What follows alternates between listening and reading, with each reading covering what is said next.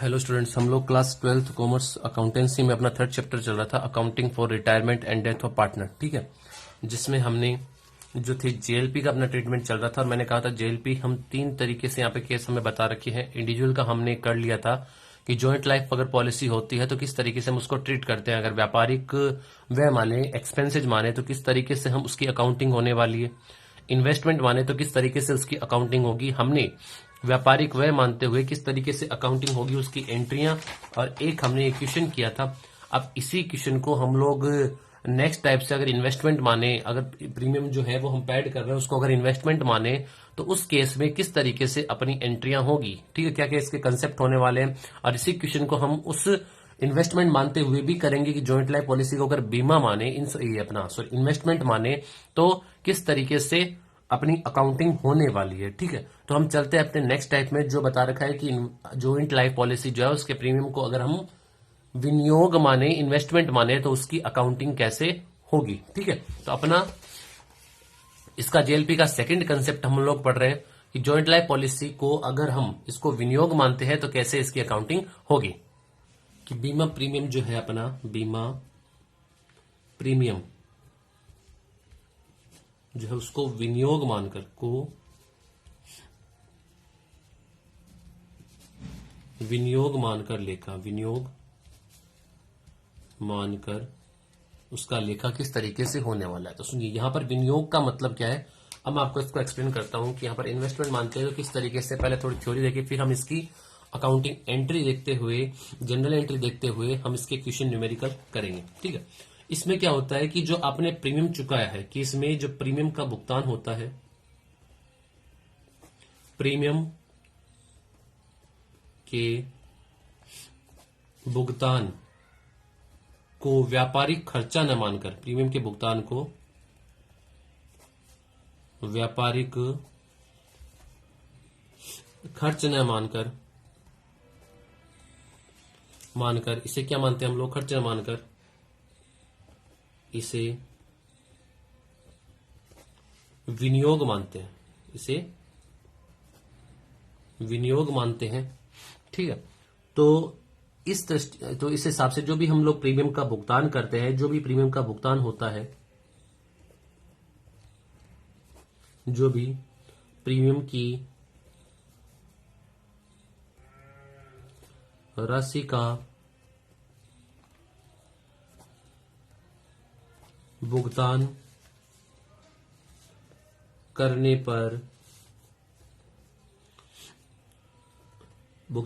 पर प्रीमियम की जो राशि होती है, भुगतान करने पर प्रीमियम की राशि से संयुक्त जीवन बीमा, राशि से संयुक्त जीवन बीमा पॉलिसी खाता, संयुक्त जीवन बीमा पॉलिसी खाता को डेबिट किया जाता है,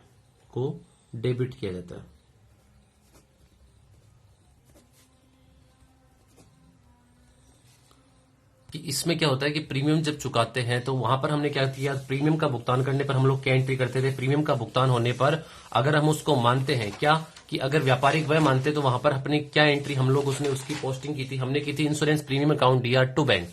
जबकि इन्वेस्टमेंट मानते हो, अगर आप विनियोग इसको मानते हो, तो उस समय क्या बोलना चाह रहे हैं कि प्रीमियम की राशि का भुगतान करने पर प्रीमियम की राशि अमाउंट से संयुक्त जीवन बीमा पॉलिसी खाते को डेबिट किया जाएगा। यानी जब आप प्रीमियम का भुगतान करोगे तो आप insurance premium account DR to bank नहीं करोगे, आपको करना है joint life policy account DR to bank premium का भुगतान करने पर।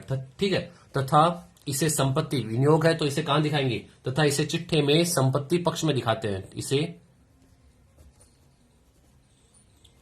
चिट्ठे में संपत्ति पक्ष में दिखाया जाता है, संपत्ति पक्ष में दिखाया जाता है। ठीक है, और मेन जो यहां पर पॉइंट है वो ये है कि आपको ये बातें ध्यान रखनी है कि एक तो इंश्योरेंस प्रीमियम पेड करेंगे विनियोग के केस में, उसको joint life policy account DR to bank और इसे चिट्ठे के संपत्ति पक्ष में दिखाया जाता है। और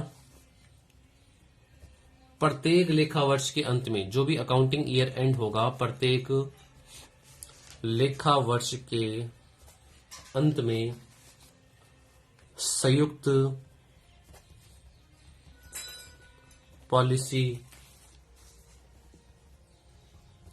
खाते का शेष, संयुक्त पॉलिसी खाते का शेष समर्पण मूल्य के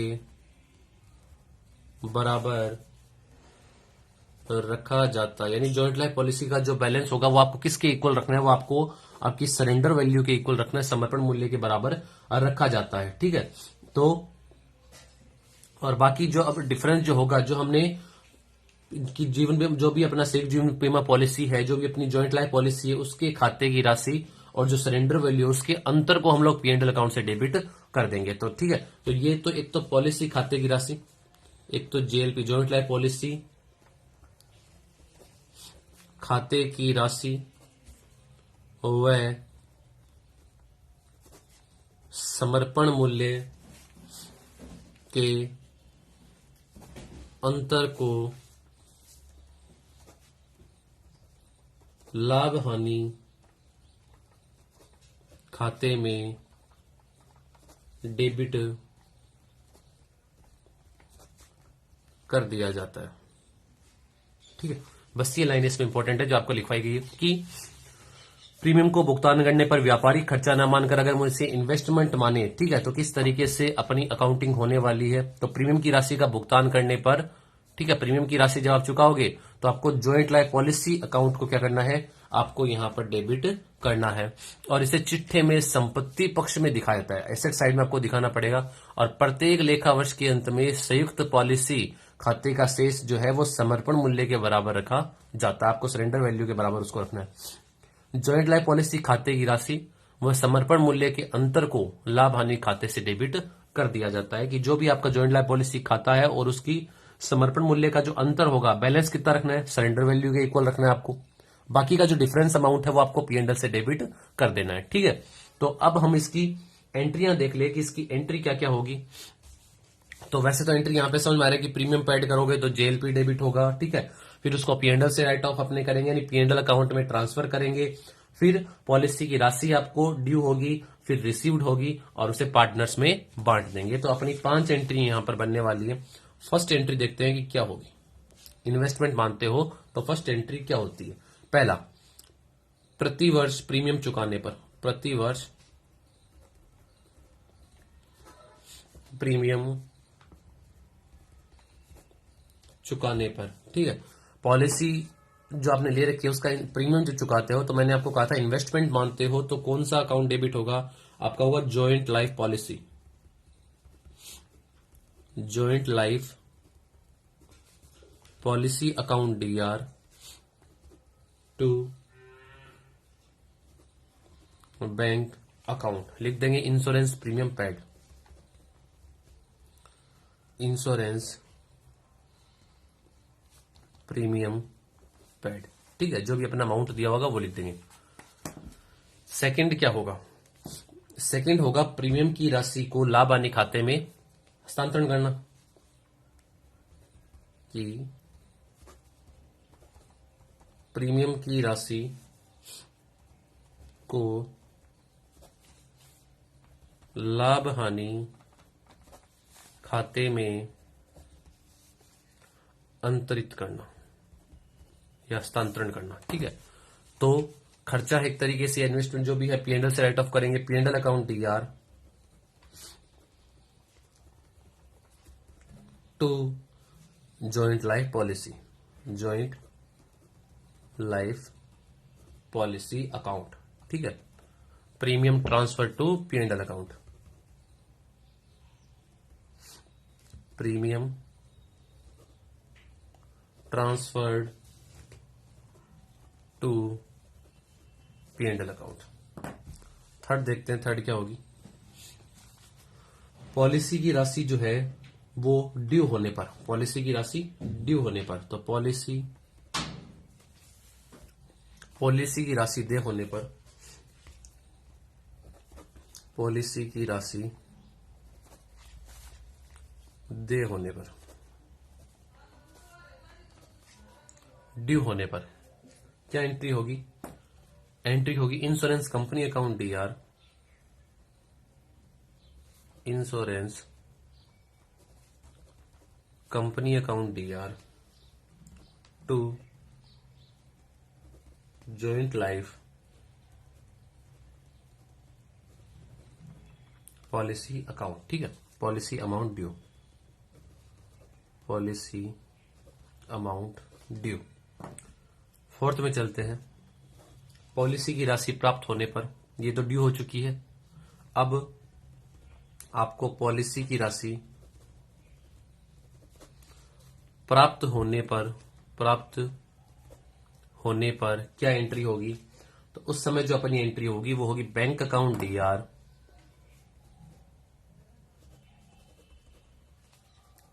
bank account DR to insurance company account. ठीक है, पॉलिसी अमाउंट रिसीव्ड,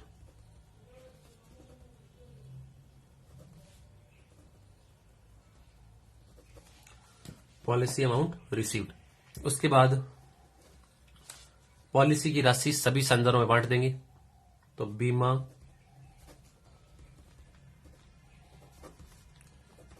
पॉलिसी की राशि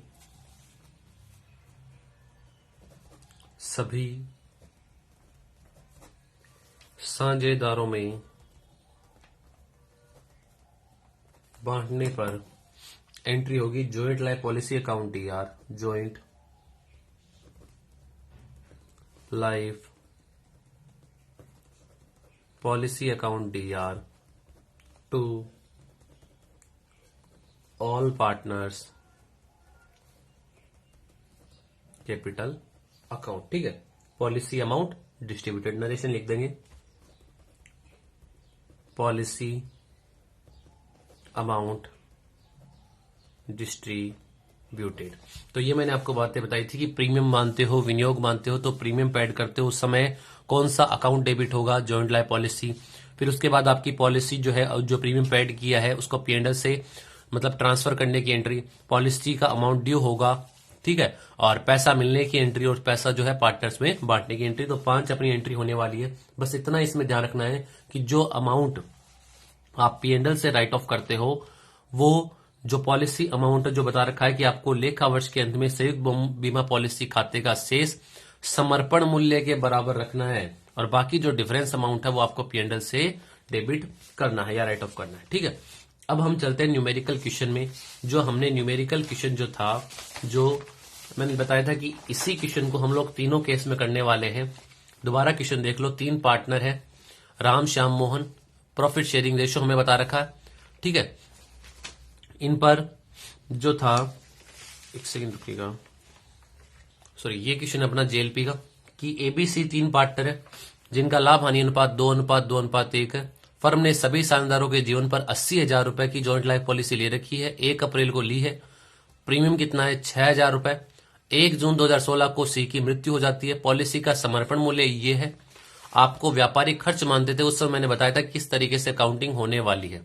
ठीक है, और जब विनियोग मानते हो तो किस तरीके से एंट्री होगी? विनियोग मानते हो तो हम यहां पर अपना एक अकाउंट बनाएंगे जिसे कहते हैं जॉइंट लाइफ पॉलिसी अकाउंट। तो इन्वेस्टमेंट मानते हैं तो देखिएगा ये अपना क्वेश्चन है, इसको हम लोग लिख ले पहले कि प्रीमियम को है व्यापारिक व्यय न मानकर हम लोग क्या मान रहे हैं? प्रीमियम को विनियोग माना जाता है। तब कैसे एंट्री होगी कि प्रीमियम को विनियोग माना जाता है, तब उस केस में कैसे अपनी एंट्री होगी? तो एक अकाउंट अपना बनने वाला है जिसको कहेंगे जॉइंट लाइफ पॉलिसी,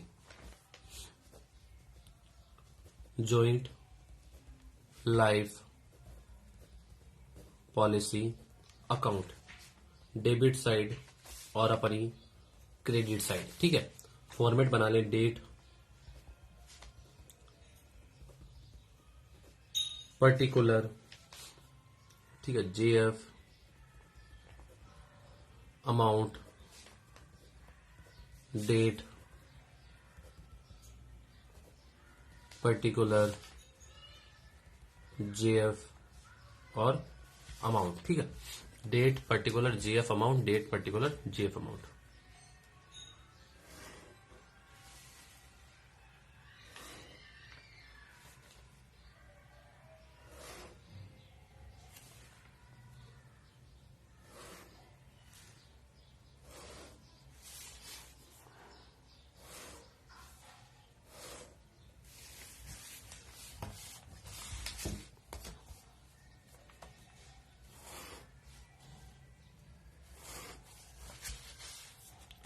अब देखो इसमें हम लोग मैंने बस 3 बातें आपको ध्यान में रखनी है कि प्रीमियम पे ऐड करते हो तो जॉइंट लाइफ पॉलिसी अकाउंट या टू बैंक, ठीक है। और पीएनडल से कितना अमाउंट चार्ज होगा, तो पॉलिसी अमाउंट में आपको बैलेंस कितना रखना है, समर्पण मूल्य के बराबर बैलेंस रखना है।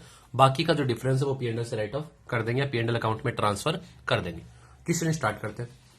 पॉलिसी हमने लिए 1 अप्रैल 2012 को। प्रीमियम पे ऐड कर रहे हैं, तो प्रीमियम पे ऐड करने के केस में मैंने आपको एंट्री बताई थी, joint life policy account DR to bank, ये एंट्री बताई, joint life policy account DR to bank. तो यहां पर 1 April 2012 April 1 to bank account, joint life policy account DR to bank account. कितने रुपए का प्रीमियम, 6,000 रुपए का हमने प्रीमियम पेड कर दिया है। क्या इसको हम लोग पीएनडल से राइट ऑफ कर दे क्या, तो पीएनडल से मैंने आपको बताया था बैलेंस रखना है समर्पण मूल्य के बराबर। ये देखो अकाउंटिंग ईयर के एंड में आपकी सरेंडर वैल्यू कितनी है, यानी 2031 मार्च 2013 जीरो। इसका मतलब यहां पर बैलेंस आपको नहीं रखना, पूरा का पूरा पीएनडल से राइट ऑफ होगा। तो 2013 मार्च 31 बाई पीएनडल अकाउंट, ठीक है। ये 6,000 रुपए हमने क्या कर दिया, अपने पीएनडल अकाउंट से राइट ऑफ कर दिया, कोई भी अपना बैलेंस इसमें नहीं है। नेक्स्ट में चलते हैं, नेक्स्ट ईयर 2013 अप्रैल 1 को फिर प्रीमियम पे ऐड करेंगे। एंट्री होती है joint life policy account DR to bank account, ठीक है। फिर कितना प्रीमियम पे ऐड करेंगे, हम लोग पे ऐड करेंगे 6,000 रुपए प्रीमियम की। अब देखो इतना समर्पण मूल्य के बराबर आपको बैलेंस रखना, ये लाइन मैंने लिखवाई थी आपको, समर्पण मूल्य के बराबर। तो 2014 मार्च 31 की 6,000 है, कितने रुपए रखने हैं, बैलेंस रखना है 2,000, बाकी का अमाउंट पीएनडल से 6,000 में से 2,000 रख लो, कितने रह गए 4,000, 4,000 अपने पीएनडल से ट्रांसफर कर दो। तो बाई पीएनडल अकाउंट 4,000 रुपए और बाई बैलेंस सीडी 6,000 का आपको बैलेंस रखना है, सॉरी 2,000 का आपको बैलेंस रखना है समर्पण मूल्य के बराबर, ठीक है।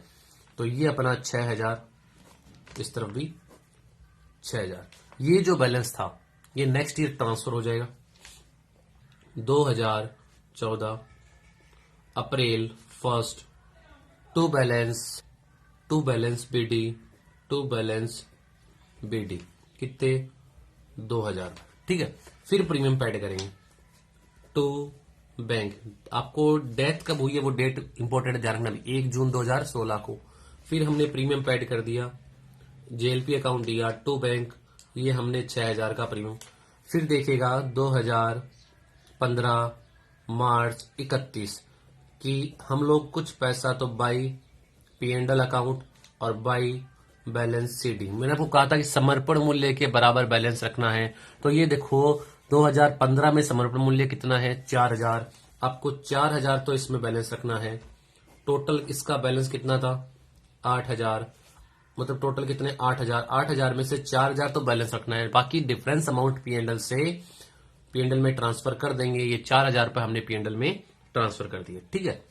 नेक्स्ट फिर दोबारा 2015 16 में डेथ हुई है, ध्यान रखना भी 2015, ठीक है।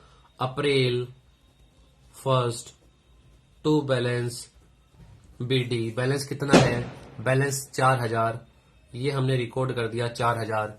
फिर हमने क्या किया प्रीमियम पे ऐड कर दिया टू बैंक अकाउंट, कितने रुपए 6,000 का हमने प्रीमियम पे ऐड कर दिया, ठीक है। 2016 मार्च 31 बाई पीएनडल अकाउंट और बाई बैलेंस सीडी, ठीक है। अब देखो मैंने बताया समर्पण मूल्य, पहले देख लो टोटल कितना है इसका 10,000, आपकी सरेंडर वैल्यू कितना है 16 में सरेंडर वैल्यू है 6,000, ये 6,000 सरेंडर वैल्यू, डिफरेंस अमाउंट कितना रह गया, डिफरेंस आपका 4,000, ये 4,000 हमने पीएनडल से राइट ऑफ कर दिया। फिर नेक्स्ट ईयर 2016 अप्रैल 1 पहले बैलेंस ले आओ टू बैलेंस बीडी 6,000 रुपए, प्रीमियम पे ऐड कर दो टू बैंक अकाउंट, ये 6,000 रुपए हमने प्रीमियम पे ऐड कर दिया। अब सुनिएगा ध्यान से, अब सरेंडर वैल्यू यानी उसकी डेथ हो चुकी है। अब आपको सरेंडर वैल्यू है ही नहीं, आपको पॉलिसी अमाउंट मिलेगा। कितने रुपए मिलेंगे? आपको 80,000 रुपए मिलेंगे। पहले आपका पैसा ड्यू होगा तो क्या एंट्री बताई थी? ड्यू होगा तो एंट्री होती insurance company account DR to joint life policy account. तो जॉइंट लाइफ पॉलिसी के सीआर साइड में हम लोग रिकॉर्ड कर देंगे बाई इंश्योरेंस कंपनी। कितनी तारीख को? जिस तारीख को उसकी डेथ हुई है, जून 1 को, बाई इंश्योरेंस कंपनी अकाउंट 80,000 रुपए। ठीक है। फिर उसके बाद आप लोग जो अमाउंट है वो पार्टनर्स में बांट दो, जो भी इस खाते का बैलेंस रहता है, शेष रहता है। तो 80,000 में से 12,000 रुपए तो हम लोग ये लेस कर देंगे। बाकी जो बचा हुआ है वो किस में डिस्ट्रीब्यूट कर देंगे? पार्टनर्स में। तो टू पार्टनर्स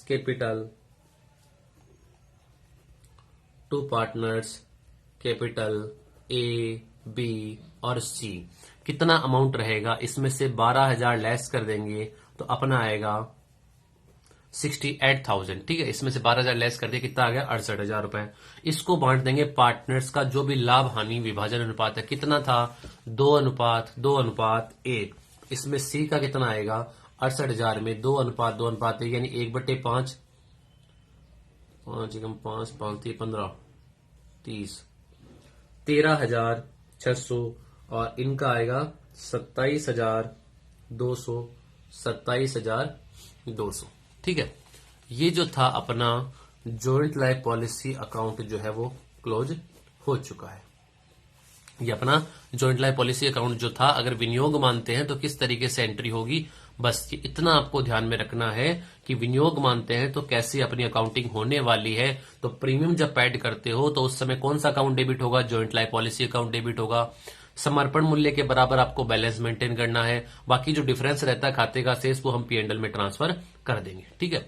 तो ये जो था अपना जो क्वेश्चन था 13 वाला, मैंने बताया था 13 नंबर क्वेश्चन ही हम लोग तीनों टाइप से करने वाले हैं कि ट्रेड एक्सपेंसेज हो, इन्वेस्टमेंट माने तो कैसे होगा। नेक्स्ट क्लास में हम लोग देखेंगे कि इसको विनियोग माने और संचय बनाए, रिजर्व बनाए, तो उसकी अकाउंटिंग कैसे होने वाली है। तो आप लोग एक तो क्वेश्चन जो है 13 नंबर क्वेश्चन तो है, इसको मोस्ट लगा के आपको तीनों केस में किस तरीके से हम लोग इसकी अकाउंटिंग होने वाली है वो पता होना चाहिए। और एक ये जो आपको ध्यान में रखनी है 2-3 बातें कि जो लिखवाई गई है कि डेबिट कौन सा अकाउंट होगा प्रीमियम पेड करने पर, अपना बैलेंस कौन सा मेंटेन होगा, पी&एल अकाउंट में